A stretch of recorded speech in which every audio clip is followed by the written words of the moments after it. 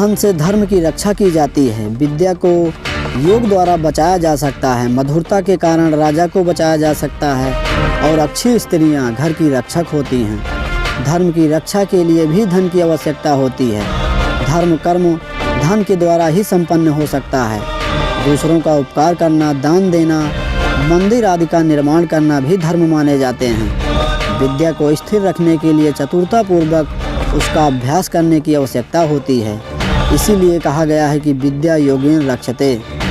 राजा की रक्षा उसके मधुर व्यवहार के कारण ही हो सकती है।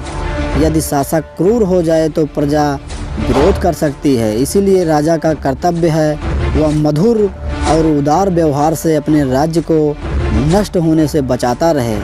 राजा को अपनी प्रजा के प्रति दयालुता पूर्ण होना चाहिए।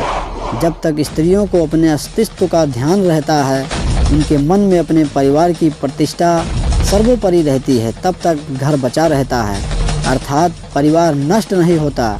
परंतु जब वो अपने शील और अस्तित्व का परित्याग कर देती हैं तो वह घर नष्ट हो जाता है।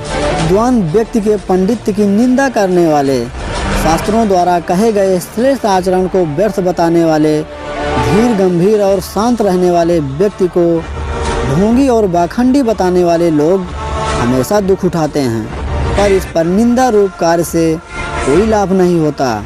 बहुत से लोग अपने स्वभाव के कारण विद्वान पंडितों की विद्वता को व्यर्थ बताते हैं, उनकी निंदा करते हैं। शास्त्रों में बताए गए नियमों के अनुसार आचरण करने वाले व्यक्ति को भी वे व्यर्थ आचरण करने वाले विद्वानों को ढोंगी और शास्त्रों को कल्पित बताते हैं। ऐसा करते हुए वे विद्वानों या शास्त्रों की सार्थकता को तो नहीं नकार पाते, अपितु लाभ से वंचित हो जाते हैं जो उन्हें मिल सकता था।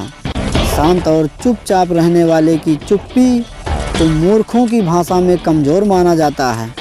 विद्वान श्रेष्ठ आचरण करने वाले, धीर गंभीर और शुद्ध व्यक्ति का निंदा से कुछ नहीं बिगड़ता। हाँ, निंदक सदैव दुखी रहता है। यदि कोई नदी का जल नहीं पीता तो उससे नदी का क्या घट जाता है, अपितु वो अपना ही नुकसान करते हैं।